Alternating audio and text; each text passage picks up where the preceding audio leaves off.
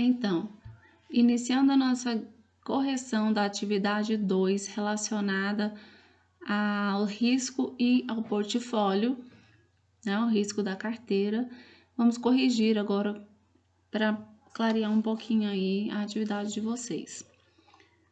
Então, a questão 1 era a seguinte, só tinha uma questão com vários itens a serem corrigidos, correto? Então, a questão 1.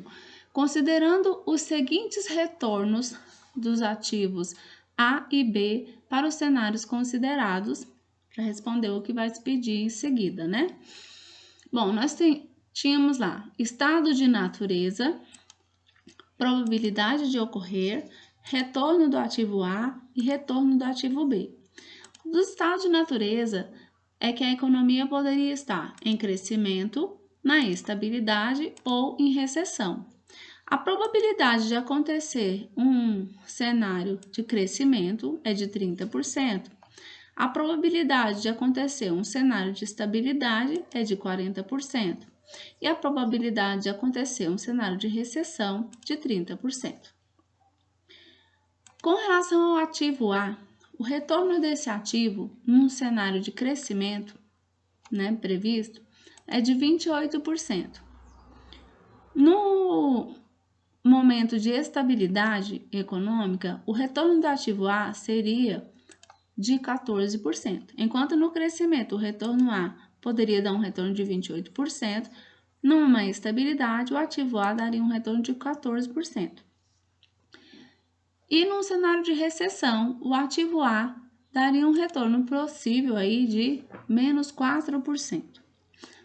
O retorno do ativo B num cenário de crescimento previsto é de 8%. No cenário de estabilidade, a previsão é de 12%. E no cenário de recessão, o ativo B tem uma previsão de retorno de 7%.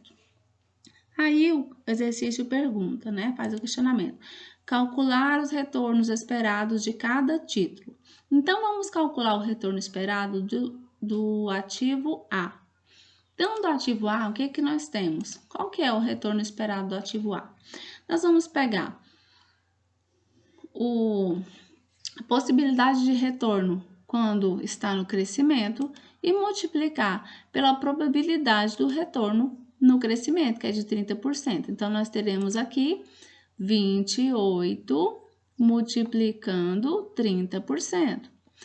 Aí, a gente pega esse valor e soma ao resultado do ativo A quando for um momento de estabilidade. O que nós vamos pegar? No momento de estabilidade, o retorno daria uma possibilidade de 14% de retorno. Então, nós pegamos os 14%, multiplicamos pela probabilidade desse cenário acontecer, que é o cenário de estabilidade. Então, nós temos 14 vezes 40%, que é os 14, o retorno possível provável, né, do ativo A na estabilidade, vezes 40% de chance disso acontecer. Então, nós temos aqui esse segundo parênteses. Resultado, aí mais, né? O resultado aqui, o retorno previsto do ativo A, quando está no momento de recessão, que é de 4%, multiplicando a probabilidade dessa recessão, então, que é de 30%. E aí, nós temos o último parêntese aqui dessa equação. Então, nós temos 28 vezes 30%, 14 vezes 40% e menos 4 vezes 30%. Fazendo essa continha, resolvendo cada parêntese e somando seus resultados, nós encontramos que o retorno esperado médio do ativo A é de 12,80%, ou de 12,8%. Fazendo a mesma continha para o ativo B, nós calculamos o retorno esperado do ativo B. Então, o retorno esperado médio do ativo B vai ser 8% esperado no crescimento, multiplicado pela probabilidade do crescimento. Então, é 8 vezes 30%, mais na estabilidade, 12 vezes 40%, mais o resultado da recessão, que seria 7 vezes 30%. Fazendo essa continha, 8 vezes 30%, mais 12 vezes 40%, mais 7 vezes 30%, nós encontramos que o resultado esperado médio do ativo B é de 9,3%. E aí, nós já temos a resposta da letra A. O retorno esperado do título A é de 12,8% e o resultado esperado do título B é de 9,3%. Aí nós vamos para a segunda questão. A segunda questão nos diz o seguinte: supondo que cada ativo receba 50% do investimento, qual o retorno esperado da carteira? Então, a gente tem o quê? Qual que é o retorno esperado médio que nós calculamos para o ativo A? 12,8%. Considerando que 50% de todo o investimento será investido nesse ativo, então nós teremos 12,8% vezes 50% do investimento que será realizado, né, de todo o dinheiro que vai ser investido e realizado nele, mais o resultado médio esperado do ativo B, que é de 9,3%, vezes os outros 50% do restante do investimento que seria investido, então, no ativo B. Resolvendo 12,8 vezes 50% vezes 50%, mais 9,3% vezes 50%, chegamos ao resultado de que o retorno esperado da carteira, né, do portfólio, do conjunto dos dois ativos, é de 11,05%. Olha só, o ativo A sozinho geraria um retorno médio esperado de 12,8%. Enquanto que o ativo B geraria um retorno esperado nele sozinho de 9,3%, que é menor. E aí, quando a gente junta os dois numa mesma carteira, num portfólio, nós temos um retorno esperado médio dessa carteira ou desse portfólio de 11,5%, que fica mais ou menos ali no meio dos dois. Então, nós já temos aqui a resposta da letra B. Supondo que cada ativo receba 50% do investimento, qual o retorno esperado da carteira? 11,05%. Partimos então para a letra C. Qual o valor dos desvio padrão dos retornos de cada ativo? Agora, nós iremos calcular o desvio padrão de cada um desses retornos.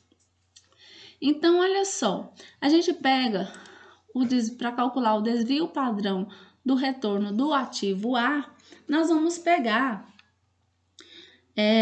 o valor inicial previsto para o ativo A, quando a economia estava previsto o crescimento, que era de 28%, tirar desse valor a média do retorno esperado, que é de 12,8%, que nós encontramos lá na resposta da questão A. Então, vamos pegar 28% menos 12,8%, elevar esse resultado ao quadrado. Multiplicar pelos 30%, que é a chance de acontecer um momento de crescimento econômico, que está aqui na tabela aqui, ó. Então, vai ser os 28 menos 12, elevado ao quadrado, multiplicando 30%. E aí, nós temos aqui, ó, 28 menos 12,8 elevado ao quadrado, multiplicando 30%. Esse valor mais o resultado esperado, né, inicialmente, para um momento de estabilidade econômica do ativo A, que era de 14%, menos o resultado médio esperado do ativo A, que é de 12,8%, esse resultado elevado ao quadrado, multiplicando pelo percentual de chance de acontecer um momento de estabilidade econômica. Mas o resultado previsto inicialmente de retorno do ativo A para um momento de recessão, que é de menos 4%, menos o retorno esperado médio, que é de 12,8% do ativo A, esse resultado elevado ao quadrado e multiplicado pelo 30%, que é a chance de acontecer uma situação de recessão econômica. Isso tudo elevado a meio, né, a 0,5 a 1 sobre 2, que na verdade nada mais é do que tirar a raiz quadrada desse resultado todo aqui. Então, nós teríamos, se a gente não elevar a meio, nós teríamos o valor da variância, só que o desvio padrão é a raiz quadrada da variância. Então, nós pegamos todo esse resultado e tiramos a raiz quadrada dele e encontramos o resultado do desvio padrão do ativo A, que é de 12,4%. Fazemos a mesma coisa para o ativo B, que é calcular o desvio padrão do ativo B. Então, como que seria? Pegaríamos o 8%, que é a probabilidade de acontecer o resultado de 8% no momento de crescimento dessa economia, certo? No ativo B. 8% menos o 9,3%, que é o retorno médio do ativo B, que nós encontramos também lá na questão A, na segunda etapa, né? Retorno esperado do ativo B. E aí nós temos 8% menos 9,3% elevado ao quadrado, multiplicando os 30% de chance de acontecer um momento de crescimento econômico. Isso aqui mais 12%, que é o valor do resultado esperado do ativo B no momento de estabilidade econômica, menos os 9,3%, que é o resultado médio esperado do retorno do ativo B, né, inicialmente calculado na questão A, isso elevado ao quadrado, esse resultado, né, já o quadrado desse resultado, nós vamos multiplicar pelos 40%, que corresponde ao percentual de chance de acontecer uma estabilidade econômica, e somar mais, né, os 7%, que é o resultado previsto para um momento de recessão do ativo B, né, o resultado do ativo B seria em torno de 7%, menos a média, né, que é de 9,3%, que é o resultado médio aí esperado do ativo B, que está aqui também calculado na questão A, esse valor elevado ao quadrado,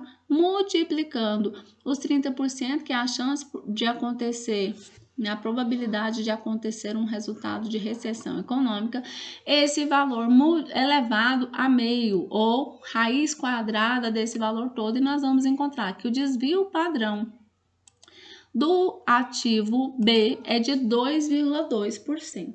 Até aqui, o que a gente consegue identificar? Olha, se a gente pega a questão A, qual dos dois ativos oferece o melhor resultado? É o ativo A, que oferece um resultado sozinho de 12,8%. O ativo B oferece um resultado de 9,3%, certo? Na média, essa carteira ofereceria um resultado possível de 11,5% na média aí dos retornos esperados, caso metade do investimento fosse para cada um dos ativos. E aí, o que a gente faz? Calculamos, então, os desvios padrões, não é isso? O primeiro desvio padrão não é o risco. O ativo A tem um desvio padrão de 12,4%. Ele tem um retorno possível maior, que é de 12,8% contra 9,3% do ativo B. Contudo, ele tem um risco de 12,4% contra um risco de 2,2% do ativo B. Se a gente parasse aqui a análise, nós teríamos que o ativo A, apesar de oferecer um maior retorno do que o ativo B, traz um risco muito mais alto do que o ativo B.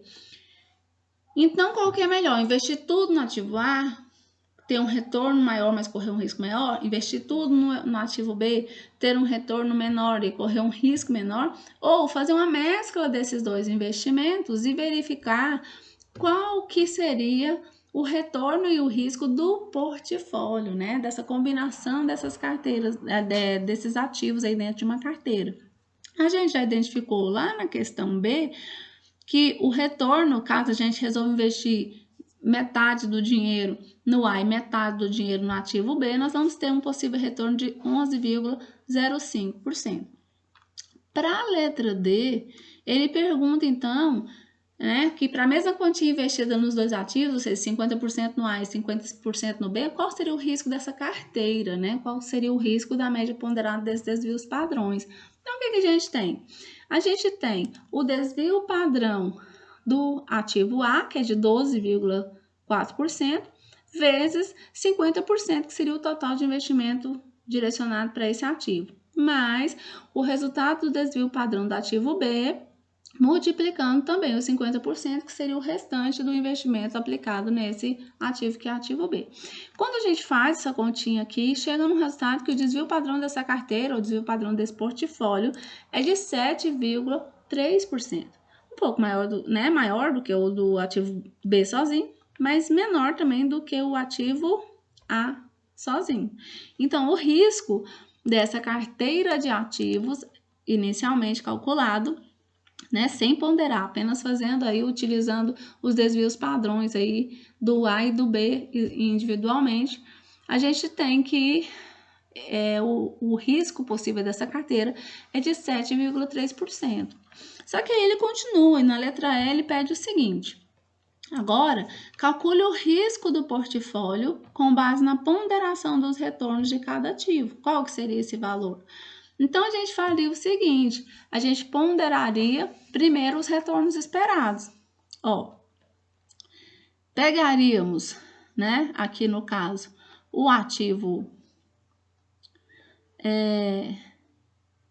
A e o ativo B e faríamos uma ponderação considerando cada situação econômica possível. Então, por exemplo, no crescimento, qual é a probabilidade no crescimento de retorno do ativo A e qual a probabilidade de retorno do ativo B?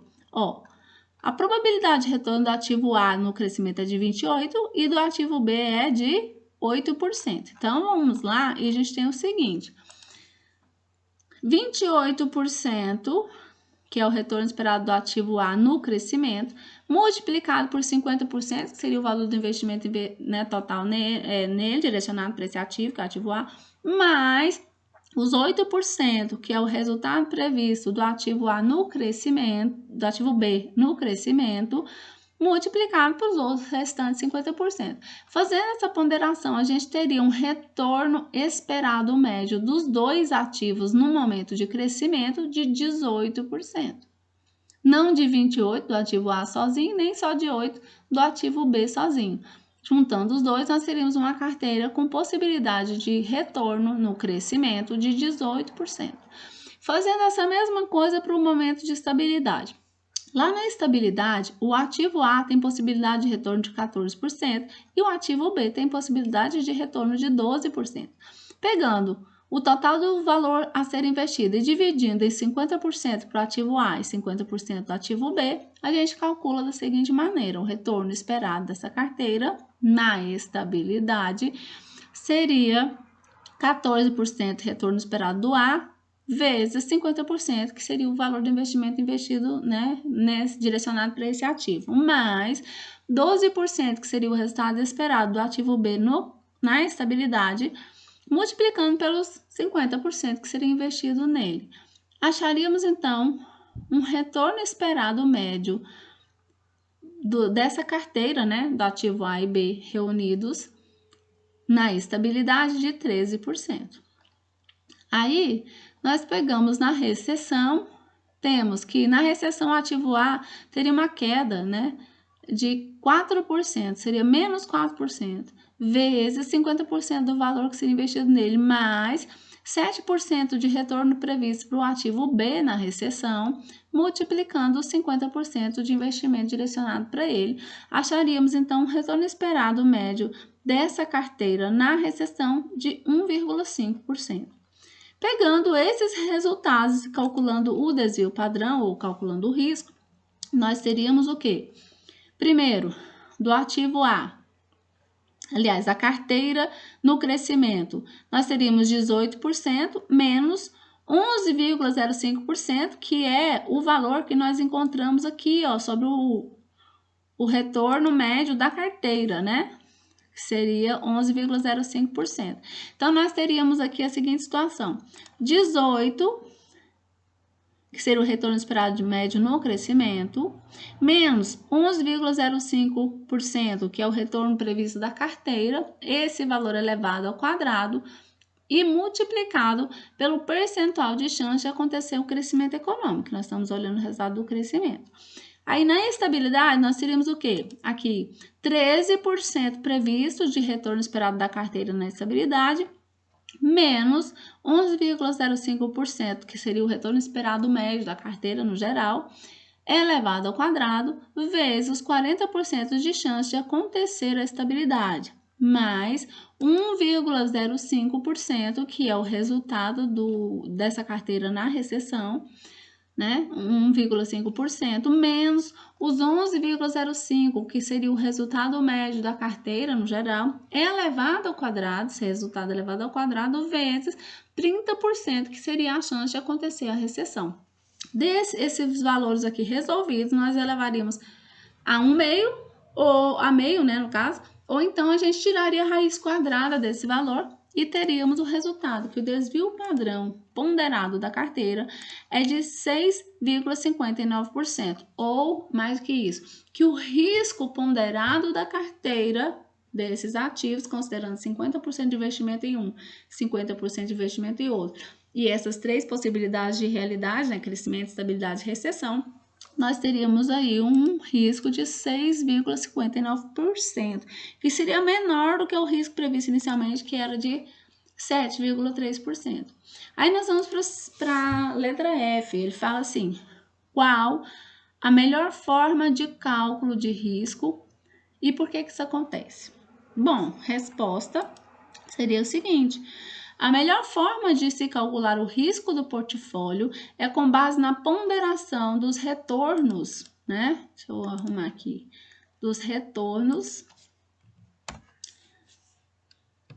de cada ativo, né? A melhor forma de se calcular o risco do portfólio é com base na ponderação dos retornos de cada ativo, pois essa metodologia incorpora em seus resultados a covariância dos ativos e, assim, é possível concluir para o cálculo do risco de um portfólio é necessário levar em consideração não somente a participação e o risco de cada ativo individualmente, mas também como eles se correlacionam.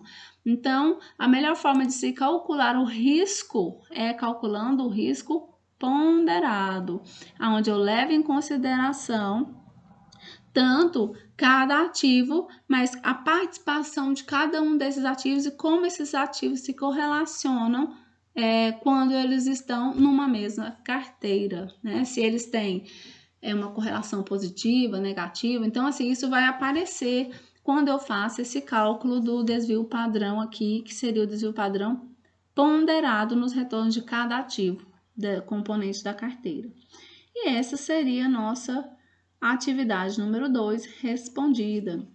Vou deixar o vídeo aqui para vocês e vou encaminhar também a planilha para vocês visualizarem e tentarem interpretar e fazer as outras atividades aí para complementar, ok? Obrigada, espero que tenha ficado claro e até a próxima.